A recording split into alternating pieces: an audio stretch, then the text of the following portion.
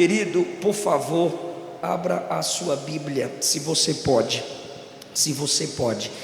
Evangelho segundo escreveu Mateus, capítulo de número 18.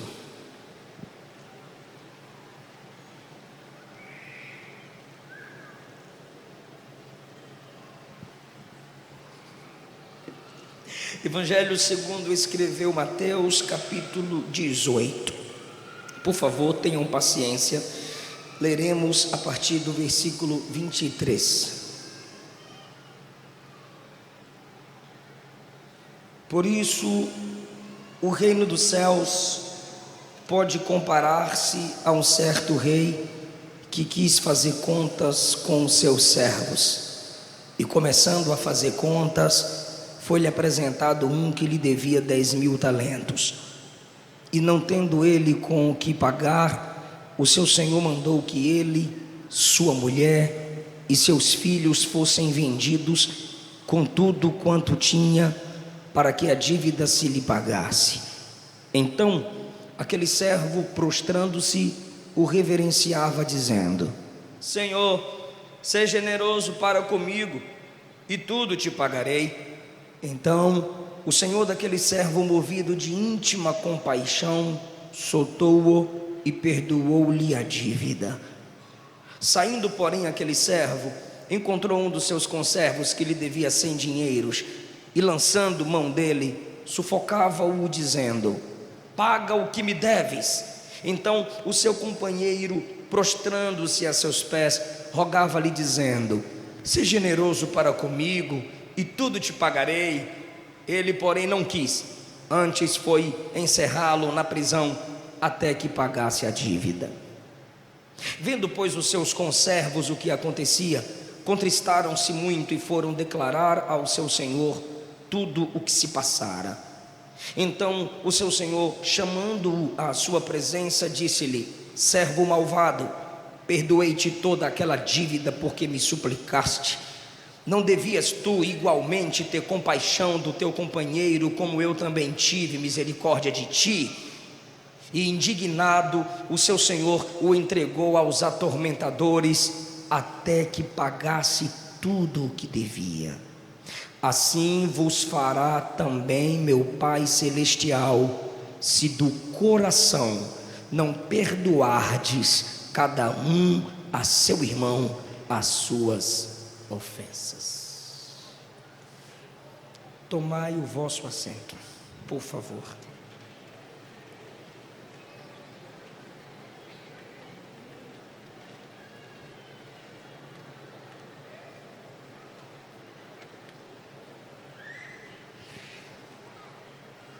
Ultimamente eu ouvi duas mentiras e li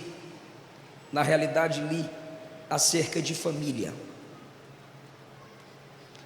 É fácil viver sem família? Não, fácil não. É uma mentira. Deus nos criou para a comunhão. Deus nos criou para o companheirismo.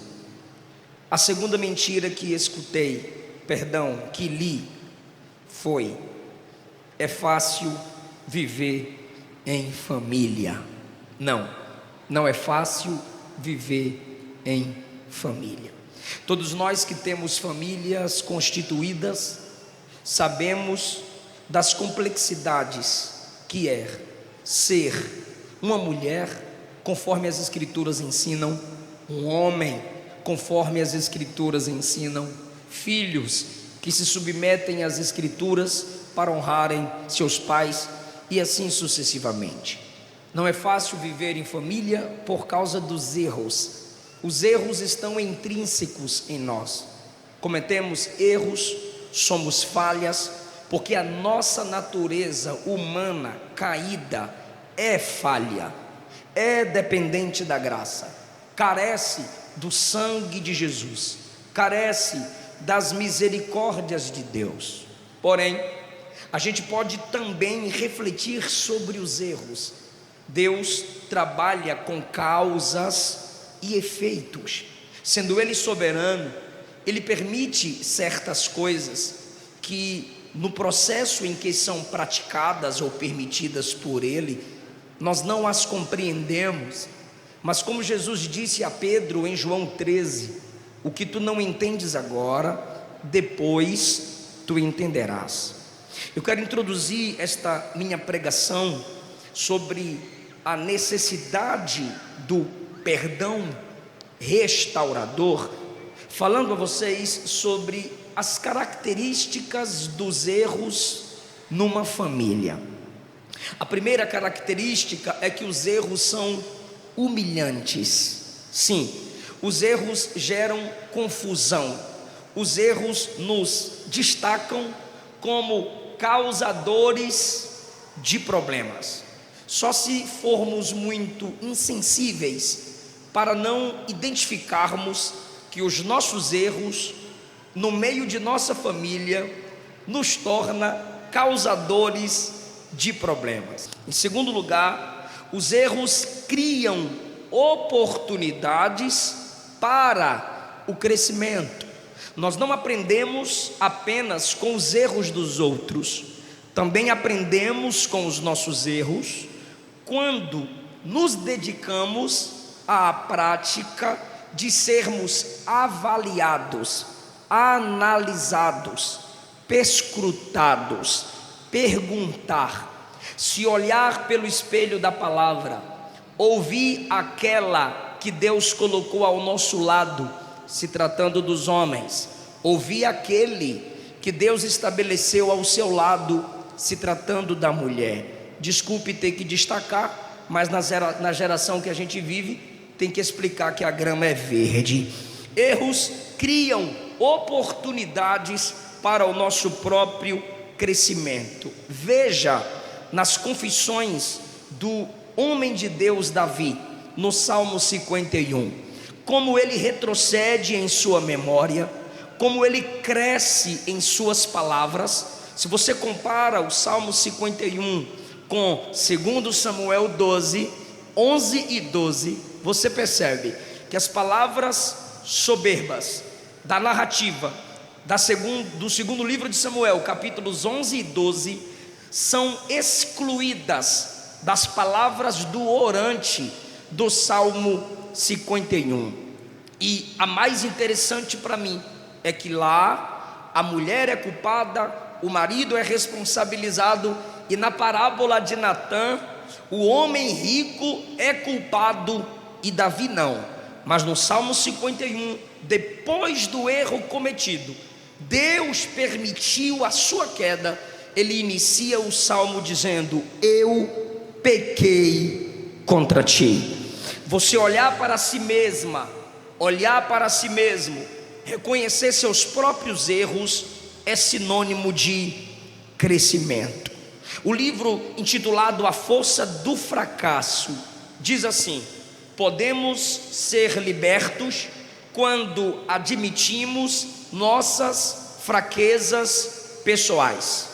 Ele conclui: até que admitamos nossas falhas, nos veremos afundando mais e mais em direção à escuridão, presos ao passado e incapazes de despontar para um futuro brilhante.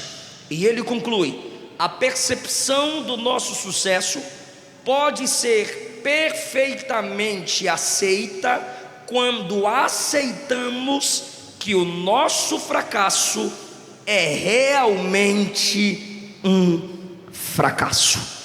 Em terceiro lugar, os erros podem ser um meio através dos quais Deus se comunica conosco. Enquanto não erramos, assumimos postura hipócrita e nos sentimos a quarta pessoa da divindade. Nos sentimos mais santos que os outros, melhores do que aqueles que estão ao nosso redor. E após o cometimento de alguns erros, Deus fala conosco: você é falho, você é pó, você também é dependente da graça. Os erros são oportunidades de comunicação divina em nosso coração. Quando alguns erros não são cometidos ou percebidos ou exortados ou por quem nos ama, confrontados, a gente nem ora mais, não sente a necessidade de orar. Particularmente, eu confesso aos irmãos que nas práticas dos meus erros, quando eu estou refletindo, pensando, orando, ou até envergonhado com esses erros, na maioria das vezes eu chego à seguinte conclusão: não orei ontem, não orei hoje, orei pouco demais essa semana, ou não orei nada essa semana. Enquanto eu posso dizer que sou eu refletindo comigo mesmo, na realidade é o próprio Deus falando comigo. Se você se afasta da oração, você se aproxima do pecado. Se você se aproxima da oração, você se afasta do pecado. Os erros são meios pelos quais Deus se comunica conosco. E se tratando de casamento, os erros podem ser divertidos. Eu sei, irmãos, que eu tenho aqui a idade de casado, a idade de filhos, que crentes aqui já têm 14 anos de casados. Sei que há homens e mulheres aqui que já viveram o meu futuro, já experimentaram o que a Luana e eu ainda iremos experimentar e enfrentar. Eu não estou aqui apenas ou com o sentimento de que eu estou ensinando a vocês. Minha postura aqui é de humildade, reconhecendo que diante da Bíblia aberta, a mensagem é sempre maior do que o mensageiro. De modo nenhum eu aqui me estabeleço como o digno de falar-lhes, mas como alguém alcançado pela graça para compartilhar com vocês o que Deus tem falado ao meu coração, o que Deus tem me mostrado a partir das Escrituras, a partir de homens que Ele tem levantado para me aconselhar e me instruir o que é casamento. Olhando para principalmente o meu casamento, eu vejo que os erros podem ser divertidos, sim, interessantes, intrigantes e até divertidos. Cometer erros, os irmãos sabem, faz parte da nossa vida. Agora, você pode me perguntar: como assim, pastor? Os erros no casamento podem ser divertidos? Sim, porque o problema não é se você vai cometer erros, mas é quando os cometerá, de que forma os cometerá. Os erros cometidos em certas circunstâncias, com algumas intenções, nos fazem sorrir. Há erros que hoje eu, com 14 anos de casado, que cometi no início do casamento. A Luana olha para minha cara e começa a rir. Às vezes eu pego a Luana rindo de si mesma ao ler alguma coisa ou assistir algum filme romântico, e a gente tem que se submeter a isso, porque tem que às vezes prometer: eu vou assistir com você, e ali a gente ri dos nossos próprios erros cometidos no passado.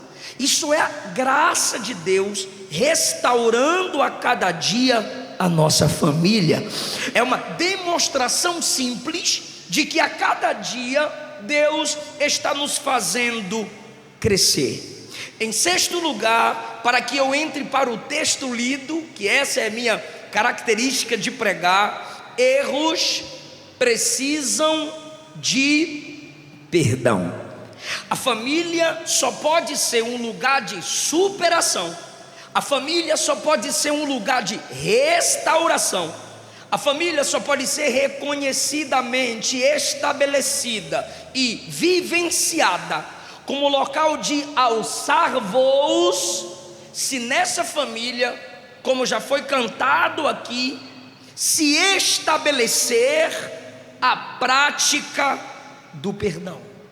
E os egos dentro de nossas famílias, dentro do nosso casamento, são a acusação, a tolerância com certos erros, as incoerências, negações constantes, autodefesa, fingimentos, relutância em falar a verdade.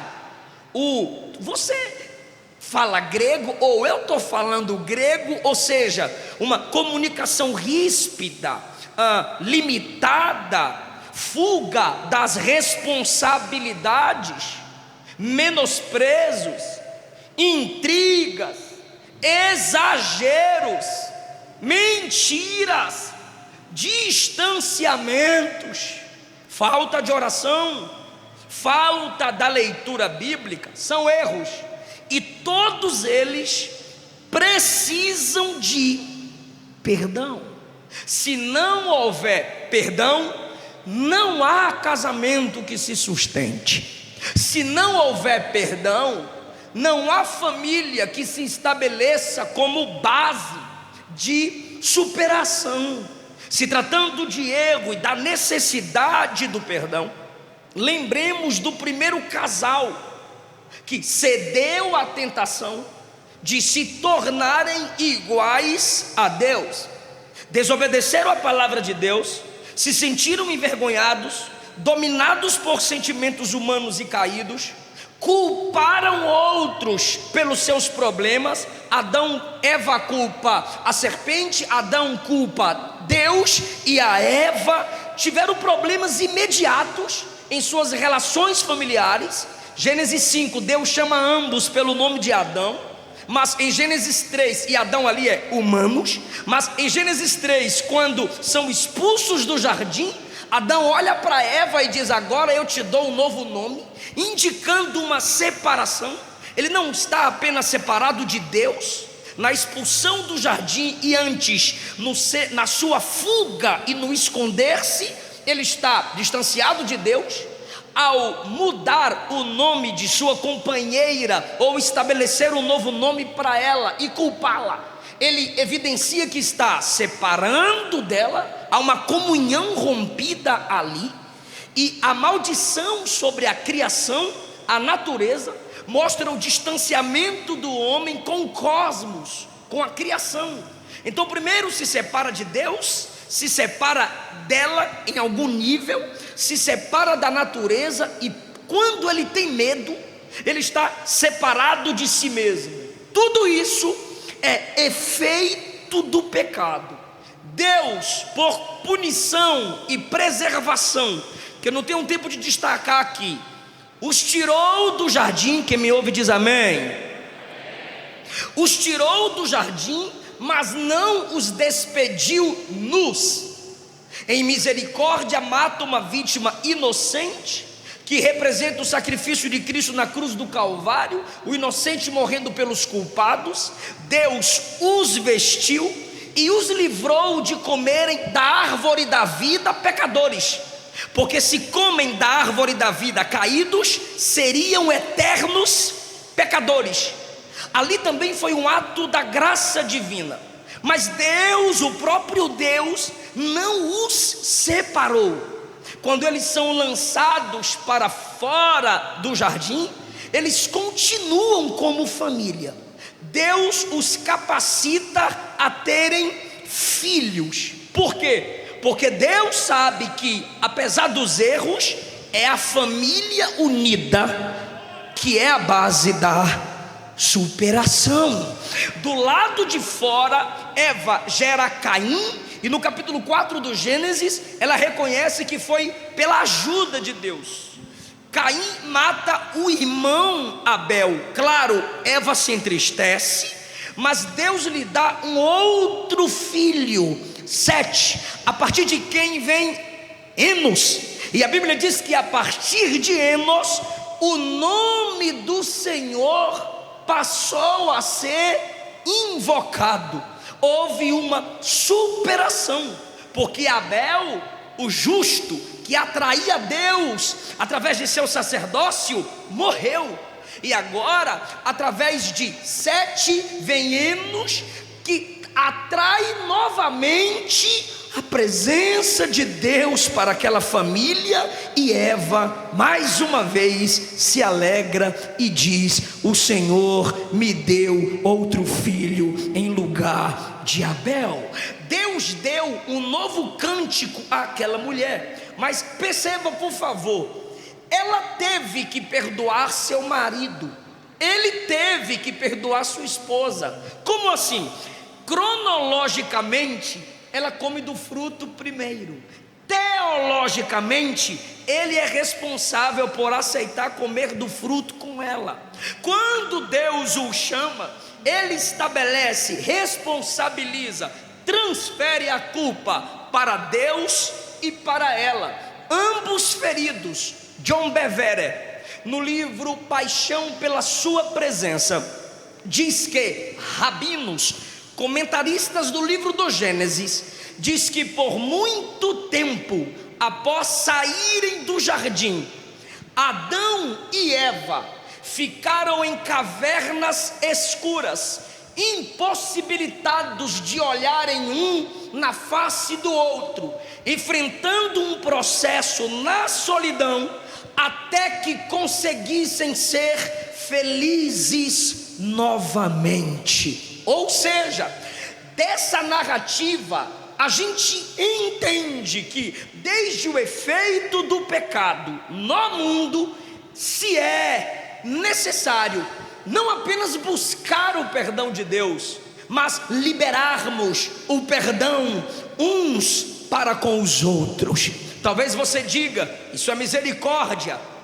Ok, misericórdia e perdão na Bíblia estão de certo modo entrelaçados, que parecem idênticos, mas há uma diferença importante entre misericórdia e perdão. A misericórdia, ela pode ser estendida a quem não reconhece o seu erro, mas o perdão é um procedimento entre indivíduos que dialogam com humildade. Repito, a misericórdia pode ser concedida a quem não merece, amor de Deus para com a humanidade, mas o perdão é um procedimento entre indivíduos que dialogam em humildade. Em Mateus 18, Jesus conta a parábola que lemos, porque Pedro quer entender algo que para ele é meio confuso. Jesus ensinou sobre o pecado e o perdão de um irmão na congregação. Esse pecado é confrontado um por um, 2-1, 3-1, ou a igreja envolvida para restaurar o caído. E Jesus conclui que quando alguém rejeita a voz da igreja, esse alguém pode ser desligado da igreja. Mas quando alguém se submete às doutrinas bíblicas anunciadas pela igreja, esse alguém que caiu pode ser restaurado e tratado e reconectado à comunhão com Deus através da igreja. É aí que Jesus conclui no 18: se 2 de vós concordarem na terra acerca do que pedirem, isso lhe será feito por meu Pai que está no céu. Jesus está indicando que a igreja pode orar para que a comunhão de alguém caído seja restaurada. No 21, Pedro então se aproxima de Jesus e diz assim: Senhor, até quantas vezes pecará meu irmão contra mim? Como se ele não pecasse contra ninguém. Até quantas vezes meu irmão pecará contra mim e eu lhe perdoarei? Ele não acaba a pergunta, ele conclui e ele estabelece a meta: até 7. O que ele quer? Ele faz uma conta. Pedro quer facilitar um tratado. Faz assim: vamos resolver a situação de um modo que beneficia a todos. Ele mostra que conhece o valor do perdão, ele sabe o valor do perdão no mercado. Aí ele diz: eu vou ainda aumentar. Eu não sei até quantas vezes as pessoas aí perdoam, mas eu, Pedrão, eu acho, mestre, que está suficiente quando alguém pecar contra mim. Repito, ele não peca contra ninguém, é só alguém contra ele. Eu o perdoarei até 7 vezes. ok, Senhor. Aí Jesus diz assim: não, Pedrão, eu não lhe digo que é até 7, mas 70 vezes 7. Aí você diz: será que Pedro está precisando de uma calculadora? Não está, não. Pedro está precisando de uma renovação de entendimento a respeito de perdão, a respeito de amor, e Jesus lhe ofereceu a solução. Aí Pedro então está confuso, porque ele quer apenas 7, ou seja, depois que eu te perdoar 7 vezes, aí eu lhe cobro. Depois que eu lhe perdoar 7 vezes, aí vem a punição. Depois que eu lhe perdoo 7 vezes, então eu te humilho, eu me vingo do seu erro contra mim. Jesus diz: nananina, não, até 70 vezes 7. Não é para você fazer a conta. Se Jesus não contasse a parábola, aí você poderia fazer a conta em sua própria cabecinha, mas não é para fazer a conta, por causa do versículo 23. Por isso, ou seja, por esse entendimento teu de limitar a quantidade de perdão, por esse entendimento teu de que só as pessoas erram e você nunca erra, eu vou lhe contar uma parábola.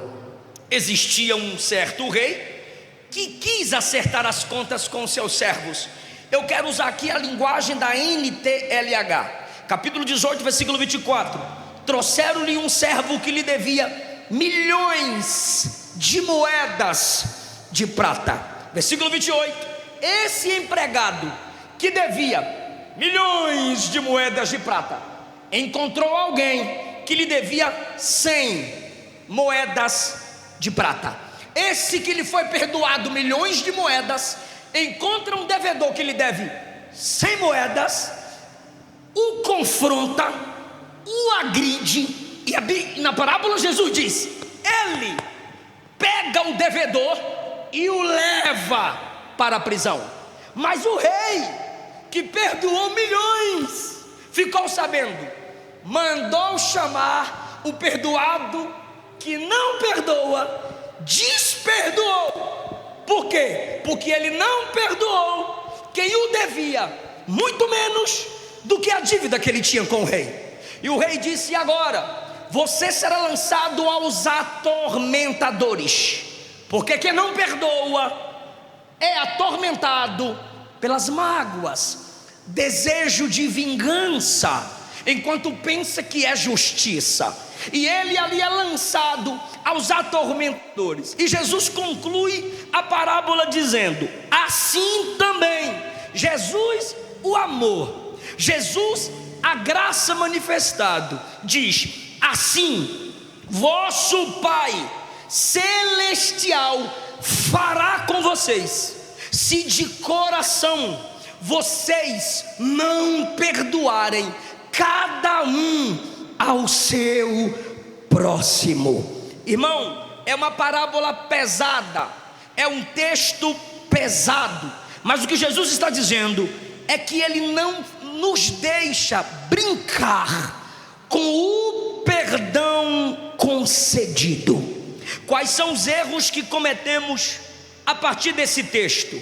O primeiro é: quando eu uso o meu padrão de avaliação para os pecados no meu casamento ou em nosso casamento, a gente olha para a preguiça, a indiferença, a fala indelicada e colocamos no nível de pecado 100 moedas.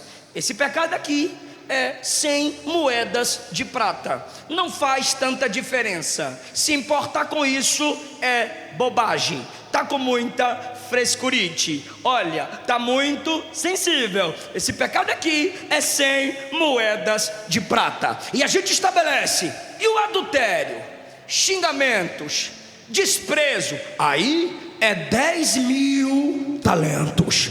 Aí são milhões de moedas. Só que Deus vê cada pecado que cometemos, independente da grandeza ou da pequenez ou da circunstância. O que para você é 100 moedas, o que para você é milhões de moedas, O que para você é pequeno, o que para você é grande, o que para você não é nada, ou para você é escandaloso, se pecou, se quebrou princípios, pecado é pecado, culpa é culpa. Deus viu, se entristeceu, e pecado contra minha esposa, pecado contra o próximo, enquanto quebro princípios, é também pecado contra Deus. Quando a gente faz essa avaliação de pecado, o que o outro faz são milhões de moedas a se pagar. O que eu faço são algumas moedas a se pagar. Nós estamos diminuindo o valor do preço do perdão recebido por parte de Deus. O Senhor da parábola representa Deus. Esse servo somos nós, que pelo comportamento dele evidencia que ele não entendeu o valor do perdão que ele havia recebido. E o que eu faço, pastor, para que eu pare de fazer essa avaliação de pecados quando tudo é pecado? Mesmo que eu ache bobagem, mesmo que eu ache pequeno, mas se Deus viu e está contrário às escrituras, pecado é pecado. Como fazer para que minha mente seja lavada de tal engano? Primeiro, reconheça a posição daquele contra quem o pecado é cometido. Antes de sua ofensa ser contra ela ou contra ele, a sua ofensa é contra Deus. Se todo pecado é uma ofensa contra a santidade de Deus, logo nós estamos na classe de devedores de milhões de moedas. Por quê? Porque a crueldade do pecado não reside tanto na natureza do pecado, mas na grandeza da pessoa contra quem pecamos. Então existem erros cometidos a partir da minha pessoa para com a Luana e vice-versa, que pode parecer nada, repito, se foi quebra de princípios, se foi desonra ao que a Bíblia me ordena para com a minha esposa, para com seu marido, Deus o viu como pecado. E o pecado é infinitamente maligno, porque é uma rejeição à palavra daquele que é infinitamente santo. Não é do nosso modo que Deus avalia nossos erros, nossas desonras, nossas preguiças, nossas mentiras e muitas outras faltas. Veja a fala de Adão.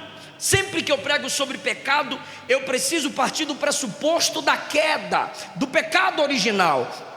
Veja a fala de Adão: a mulher que tu me deste, me deu do fruto e eu comi. Ou seja, ao mesmo tempo que ele ofende Deus, ele também ofende a esposa. Mas antes de culpá-la, escute isso, ele culpa Deus. Mesmo sem querer, ele deixou claro que todo pecado, toda ofensa, antes de ser contra o próximo, ele é pecado contra Deus.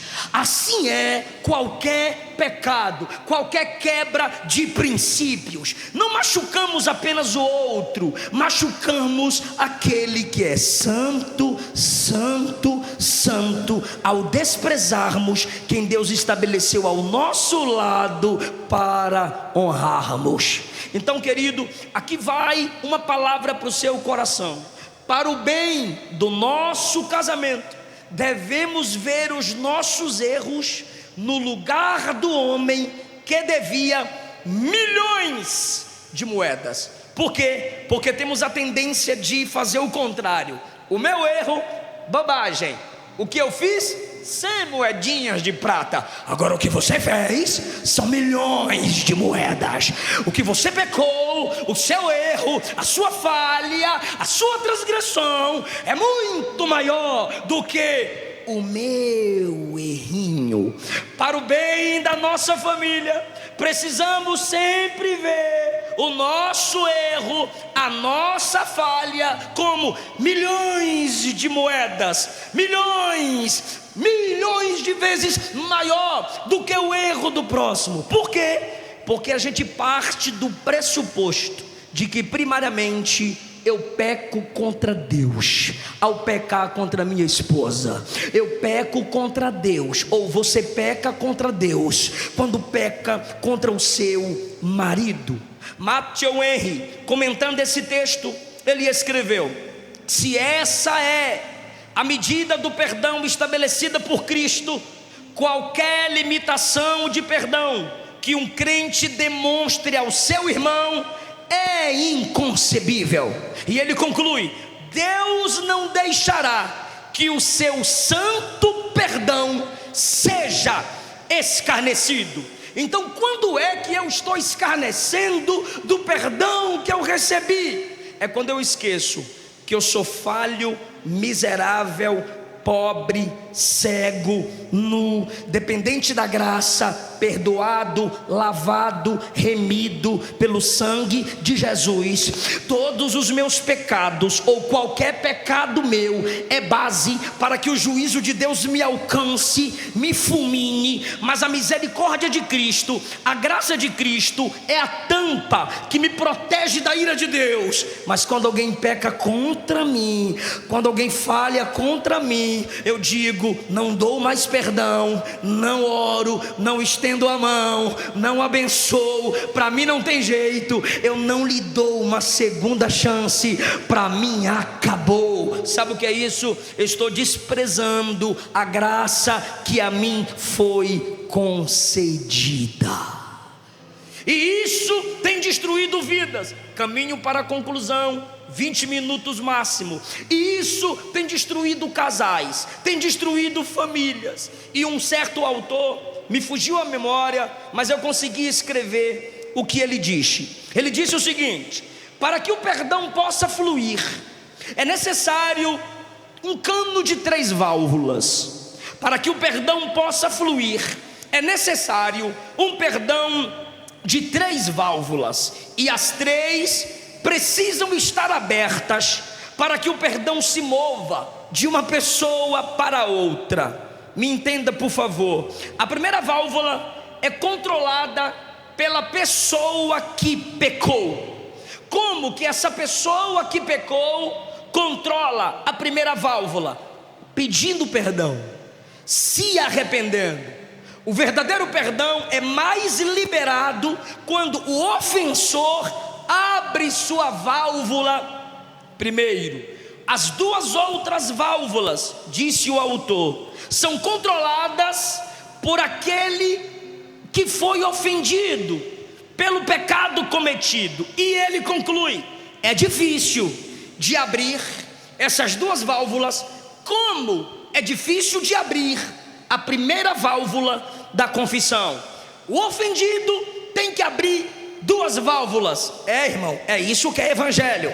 A primeira válvula para que o perdão flua é a válvula da misericórdia. Liberar a pessoa que errou de estar submetida à punição pelo desprezo, pelo pecado cometido. E aí, meu irmão, essa válvula da misericórdia, para ser aberta, você tem que renunciar à tentação de dizer, como aquele servo disse ao companheiro: me paga o que você me deve agora. Quem abre a válvula da misericórdia fecha o fluxo da amargura. Mas eu sei, e todos sabem, que é mais fácil abrir as portas ou as comportas da acusação do que a válvula da misericórdia. E a terceira válvula que precisa ser aberta é aceitar o custo do pecado. Alguém vai dizer: eu não aceitaria, eu não perdoaria, eu não daria uma nova chance. E você sente a dor emocional, você sente o desprezo do cônjuge. Mas quando você abre a válvula de aceitar o custo do pecado, você não transfere a ofensa, você não cobra a dívida. O sofrimento entra, abate a alma, mas em Deus, em oração, você se ergue, você vence, você supera, você apaga, você cancela, porque o Espírito que te perdoou habita em você, te capacitando a perdoar. E aí abre a válvula, e como Jesus fez, aceita a ofensa, aceita a culpa, apaga o passado com graça e investe no futuro. Abre mão do velho e leva uma vida de superação. A reação natural está no versículo 28: me paga o que você me deve. Ou alguém pode, um dos cônjuges pode até dizer: eu te perdoo, não repete isso mais não. Ou fique em paz, só não repita. Uma hora você me paga, vai plantando, um dia você vai colher. É uma ameaça de uma prisão. Essa é a reação natural. Por que a gente reage assim? Enquanto eu vinha no carro, eu comentei com a minha esposa: amor, para aquela multidão, eu vou pregar a mensagem que eu já domino, eu vou pregar a mensagem que eu já tenho na cabeça, já vou pregar uma mensagem que eu já preguei 2, 3 vezes. Ela deixa o Espírito conduzir o culto, deixa o Espírito conduzir a palavra. Então eu mesmo perguntei a Deus: por que nossa dificuldade de perdoar? Por que nossa dificuldade de ver os nossos erros como menores e os erros dos outros como maximizados? Por que a gente não consegue olhar para a palavra e não exigir a punição do outro, não humilhá-lo, não humilhá-la, não fazê-la com que seja punida pela dor ou punido pela dor concedida a mim? E o Espírito falou ao meu coração: vocês temem o método de Deus, vocês temem que o método de Deus não funciona. A reação bíblica, queridos, de perdoar de modo completo, sincero e permanente, que é o que Jesus diz no 35: de coração parece difícil, e é difícil, e parece injusta. Eu sei que não há nada em nós que nos coloque naturalmente no caminho do perdão. E o desafio de perdoar se agrava pelo fato da gente não saber se o perdoado vai parar de cometer o mesmo erro. Quando você não sabe se ela não mais cometerá, quando você não sabe se o próximo não mais cometerá tais erros, o desafio aumenta. Então por que, pastor, se eu tenho essas dúvidas e realmente eu não creio que esse método funcione, por que isso nos é exigido numa pregação como essa? Primeiro, a Bíblia ordena: perdoa-nos como temos perdoado aqueles que têm nos ofendido. Se você não perdoa, orar o Pai Nosso é hipocrisia. Paulo escreveu aos Coríntios: quem não perdoa é vencido do diabo. Paulo escreveu aos Efésios: perdoai uns aos outros as vossas dívidas, as vossas ofensas. Primeiro, a Bíblia manda perdoar. Segundo, o perdão é exemplificado na Bíblia com superação. Eu estou pregando para um povo pentecostal, gosta de ouvir, mas também gosta de dar glória a Deus.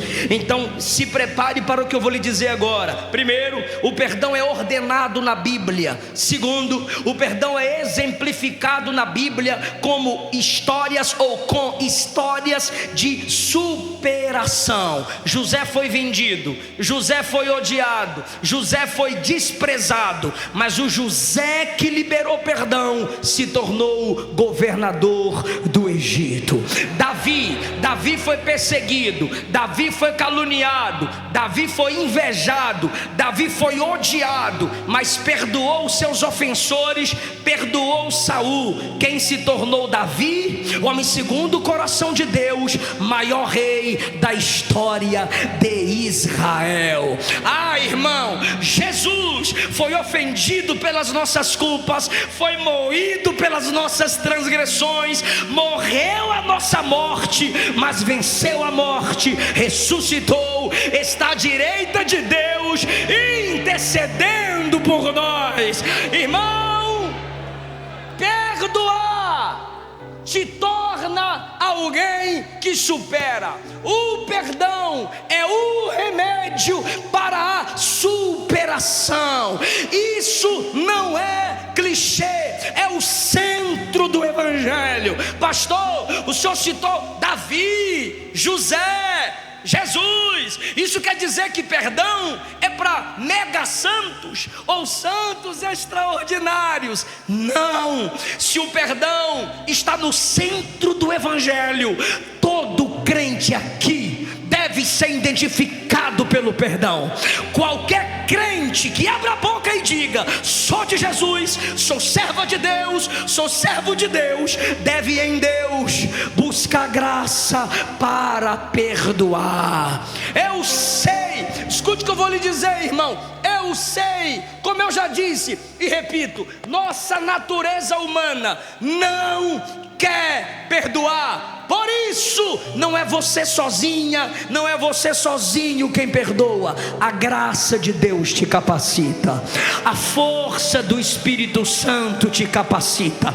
É não exigir a punição, é não desejar a vingança, é confiar em Deus que o outro, pelo poder de Deus, vai ser transformado, vai ser mudado, vai ser até salvo. Quem acredita nessa palavra? Para a glória do nome do Senhor. Quando vocês casaram, quando nós nos casamos, foram dois pecadores dizendo um ao outro sim. Eu não casei com a santa, ela não casou com um santo, nenhum de nós aqui, todos, quando nos casamos, falamos sim, pecador amando um outro pecador.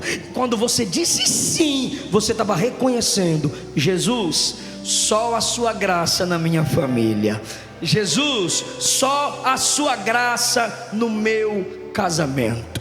Mostrando na Bíblia que a família é a base para a superação, para a restauração da humanidade. Eu concluo dizendo: o nosso Senhor, o nosso perdoador, o nosso resgatador veio, nasceu e cresceu numa família. A graça de Cristo superou a queda de Adão. Cristo, o cabeça da igreja, sua graça é maior do que o efeito do pecado que entrou no mundo pela vida de Adão e Eva. Mas onde ele se estabeleceu? Numa família. Atos capítulo 2, o Espírito Santo desceu, encheu a igreja. Mas você tem que ler o capítulo 1 antes de ler o 2. A Bíblia diz que orando no cenáculo tinha famílias de joelhos. Maria, a mãe de Jesus, seus irmãos orando, Tiago, João e a mamãe orando, clamando pelo Espírito. O Espírito Santo desceu quando tinha família de joelho. E até hoje o Espírito Santo habita em nós e não desiste de nós.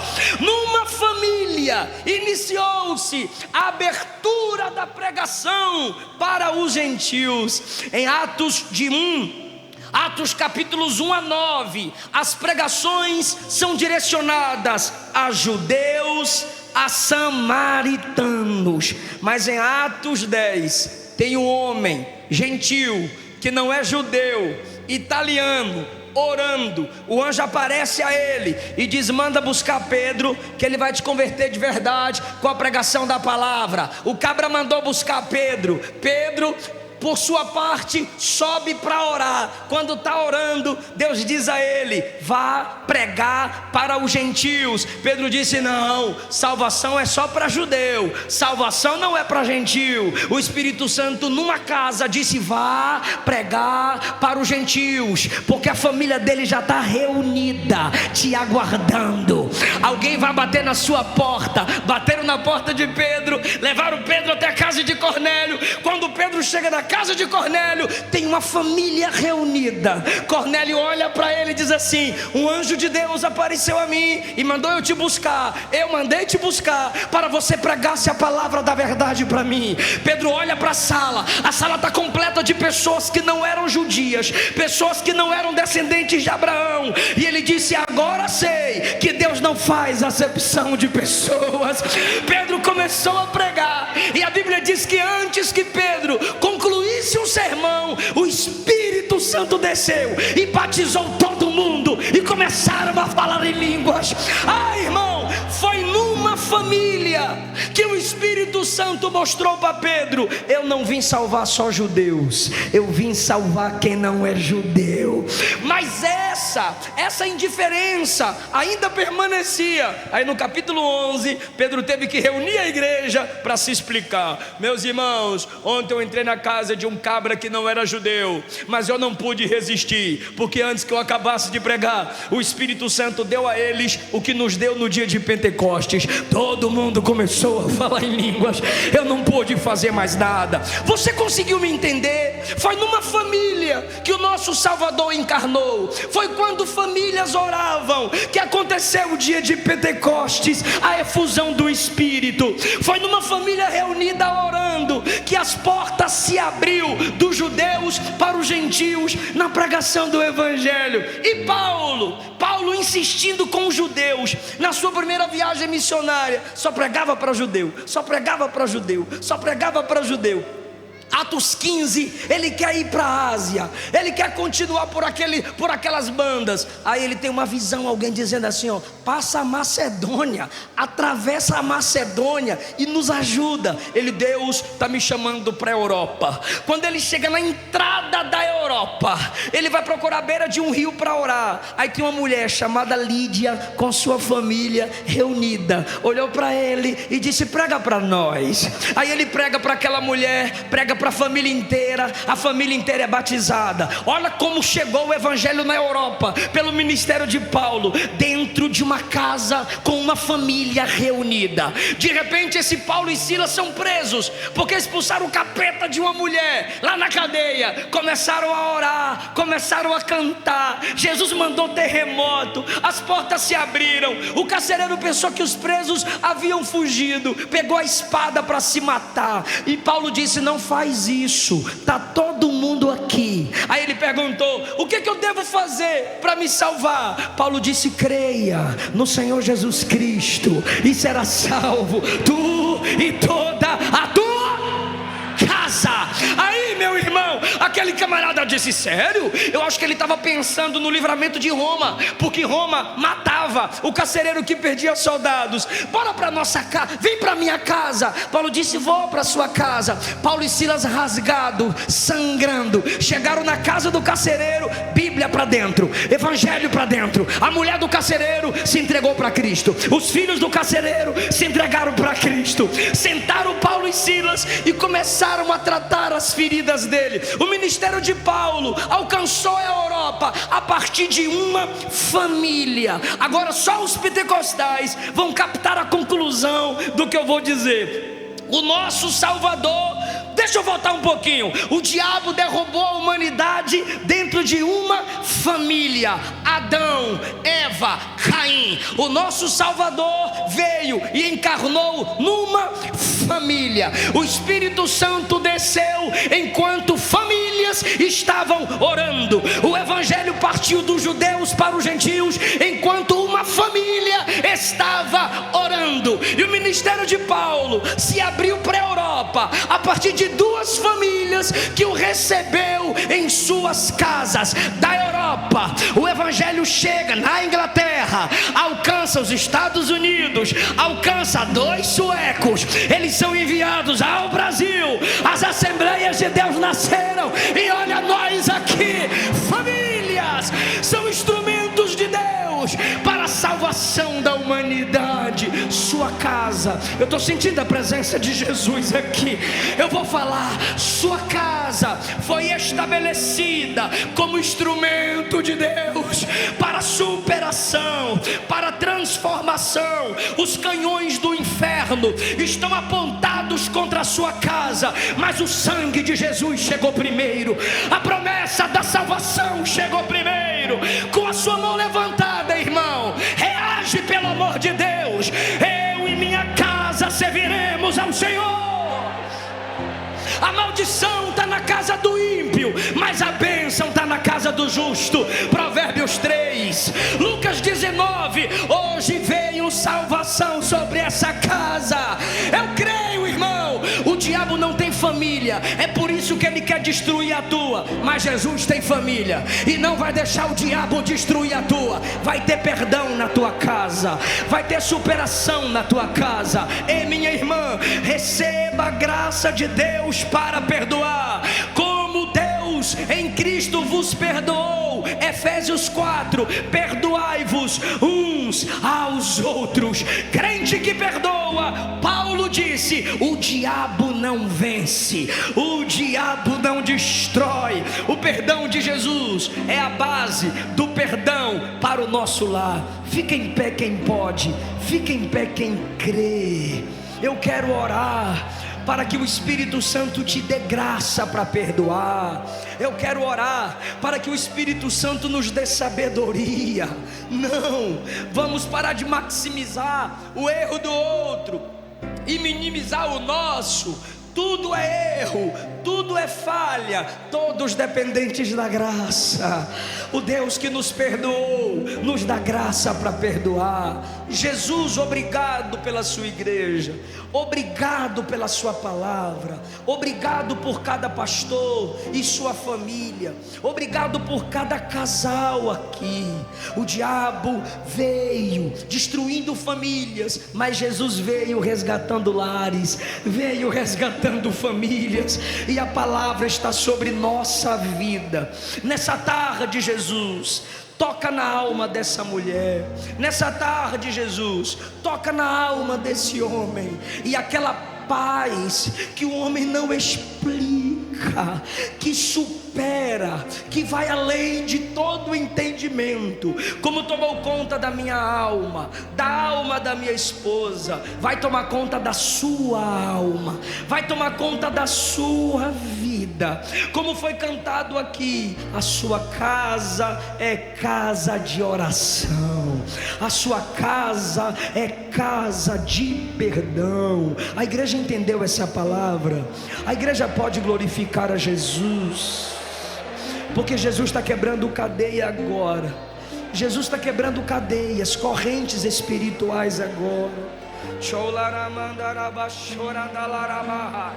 Está havendo libertação aqui, cadeias quebrando aqui agora. No mundo espiritual, Deus está decretando libertação.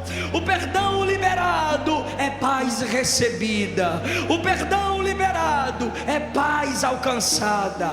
A punição não exigida é princípio de Deus sendo valorizado. E a paz de Deus, que excede todo o entendimento, guardará o vosso coração. Aleluia. Aleluia, aleluia, aleluia, aleluia. Há casais aqui que nunca entregaram sua vida a Cristo. Há casais aqui que se afastaram do Evangelho. Há casais aqui que um dos seus cônjuges já pertenceram à igreja, a Jesus, e se afastou. Há casais aqui que precisam reconhecer hoje que se o perdão de Jesus não lhe alcançar, você não será capaz de por si mesmo, perdoar os erros de quem Deus permitiu estar ao seu lado, crescer ao seu lado, viver ao seu lado. Se a partir dessa mensagem você sente que o Espírito Santo está chamando você ou vocês para mudança de vida, para transformação, para receber de Cristo a vida eterna, eu quero orar por você. Algum casal de servos de Deus vai te conduzir até aqui à frente, mas você precisa hoje reconhecer Cristo como seu único Senhor e Salvador. Onde está o primeiro casal que vai entregar sua vida para Jesus agora? Onde está a primeira pessoa que reconhece que é dependente da graça de Deus, acredita que há poder na oração da igreja, há todo o poder no Deus que responde à oração da igreja? Eu te convido agora a sair do seu lugar, a tomar uma atitude por amor à sua alma, por amor ao seu cônjuge, por amor ao seu casamento. Permita-nos orar por você. Venha, Jesus te ama. Venha, Jesus te chama. A igreja está te chamando, pois acredita na sua mudança. A igreja está te chamando, pois acredita na transformação. Venha, em nome de Jesus. Venha por amor à sua família, por amor à sua alma. Aqui está o primeiro casal. Não há superação sem o perdão de Cristo. Não há superação sem o perdão de Jesus na alma. O perdão é aplicado quando você o reconhece como Senhor e Salvador. Volta para papai. Onde está o segundo casal para Jesus? Terceiro, onde está o terceiro casal para Jesus? Ora, igreja, ora porque Jesus está salvando, ora porque Jesus está tocando. Aleluia. A minha casa é casa de oração. Está lá o playback? Já soltou, amor? Soltou? Solta aí o playback. Minha casa é de oração. Por favor, saia do seu lugar. Está faltando o casal. Jesus está te tocando. Jesus está te tocando. Deixa esse homem vir, mulher. Deixa essa mulher vir, homem.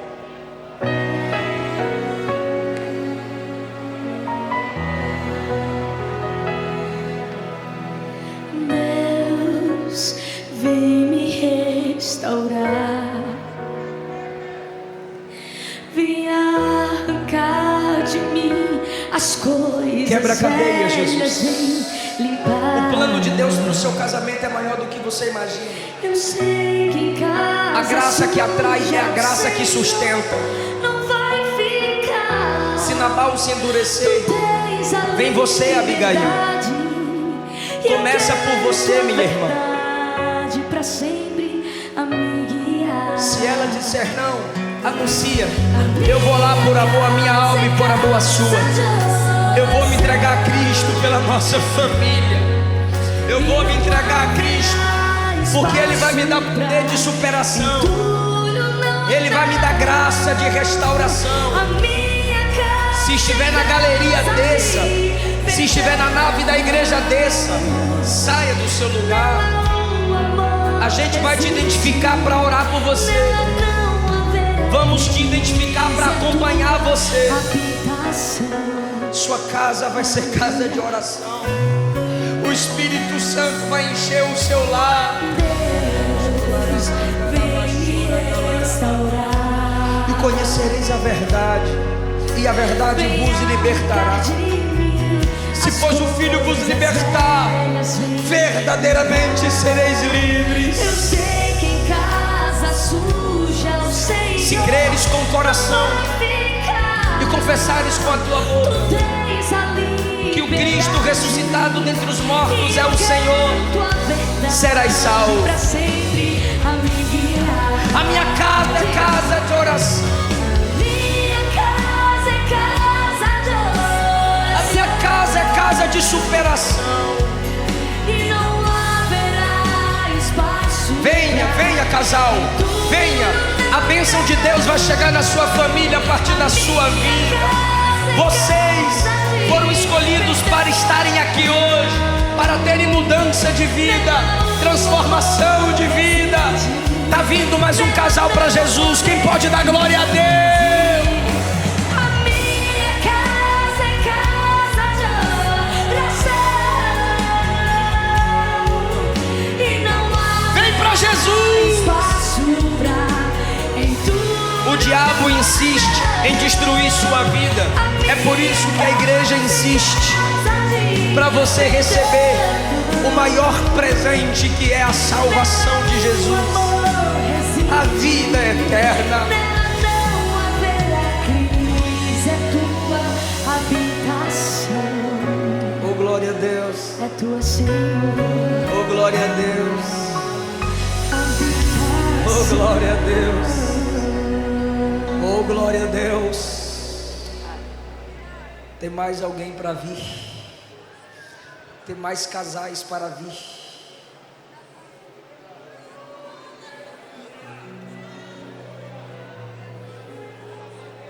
Papai te ama. Papai te chama. Quem nega o Filho de Deus não tem o Pai. Mas quem confessa o Filho de Deus, esse tem o Pai.